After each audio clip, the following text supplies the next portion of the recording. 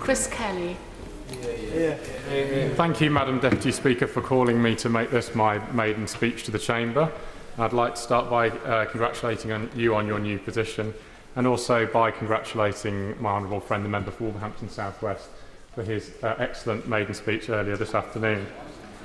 Now, I know that today is an opposition day, so there are therefore even more Labour members than usual on the opposition benches.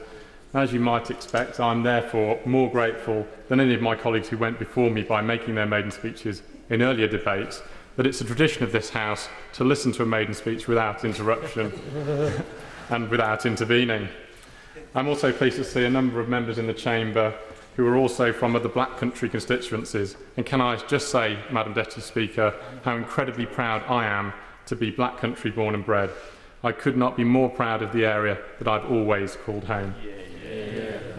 As the new member for Dudley South, I'd also like to thank my predecessor, Ian Pearson, for his service to my constituency and its residents. From the moment I was selected in September 2007, Mr Pearson was always courteous towards me.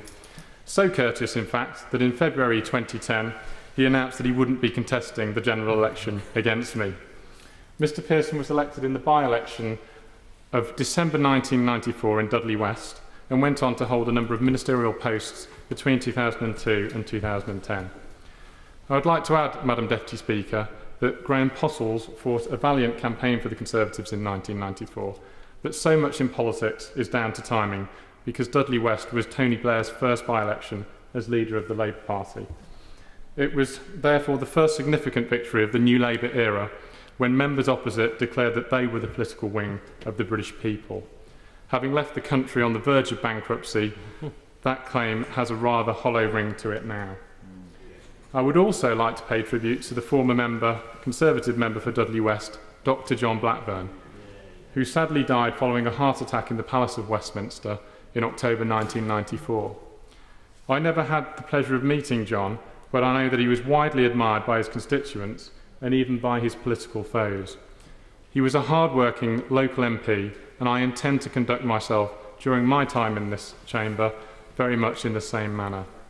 John's widow Marjorie is a supporter to this day and has been extremely kind to me during my time as the candidate in her late husband's old constituency. Now, if I may, Madam Deputy Speaker, I'd like to also pay tribute to the late former member for Coventry South West, John Butcher, or Butch as I knew him. Butch and I were due to have dinner if I won my seat, to celebrate and to discuss what he called the pitfalls of being an MP. Sadly, we never had the opportunity to dine together in this place. Now, Dudley South lies between Birmingham and Wolverhampton on the western fringe of the West Midlands conurbation. We local people are fiercely proud of Dudley's own distinctive identity and heritage.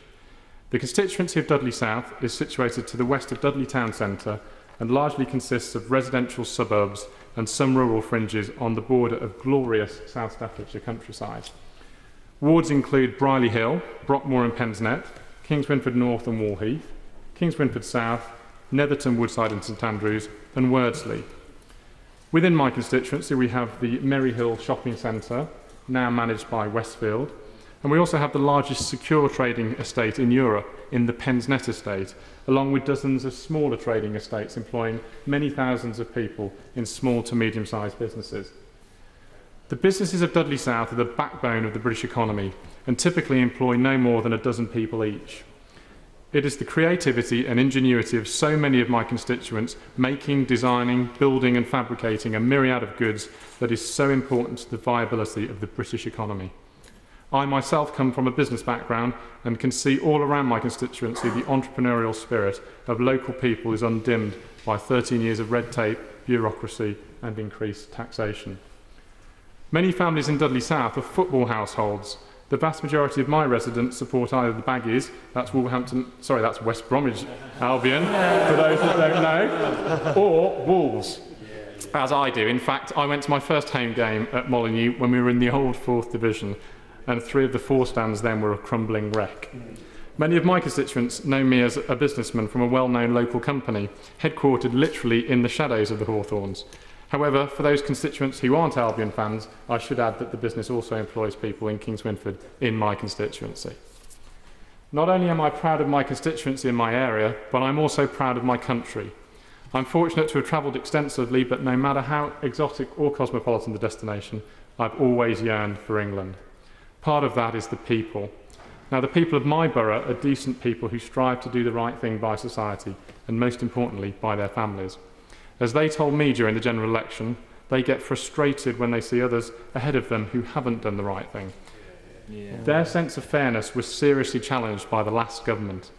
I'm pleased to see this coalition government going about restoring that sense of fairness and balance whilst addressing the scale of the deficit and debts bequeathed to us.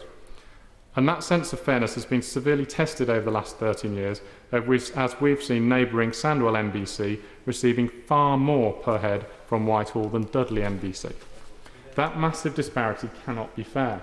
And my constituents have also expressed their unhappiness in large numbers about many of the local government-funded quangos with questionable track records of productivity and efficiency, and also a democratic deficit, when they themselves struggle to make ends meet and pay their council tax bills and personal tax bills. Madam Deputy Speaker, I was born in 1978 under James Callaghan, but really I'm a child of Thatcher. I was honoured to receive letters from the former Prime Minister both during and after the election, which now hang proudly on my wall. The noble lady Baroness Thatcher truly is a guiding inspiration. She comprehensively proved that one person can make a difference and can make a positive difference.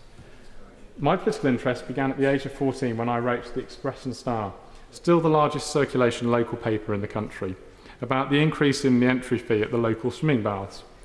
I then joined the Conservative Party in 1996, at the age of 18 when I arrived at university in Headington in Oxford, to be greeted by the beaming faces of my honourable friends, the members for Huntingdon and Swindon North, the former of whom was at that time the Conservative PPC for Oxford East, and the latter of whom was the chairman of the University Conservative Society.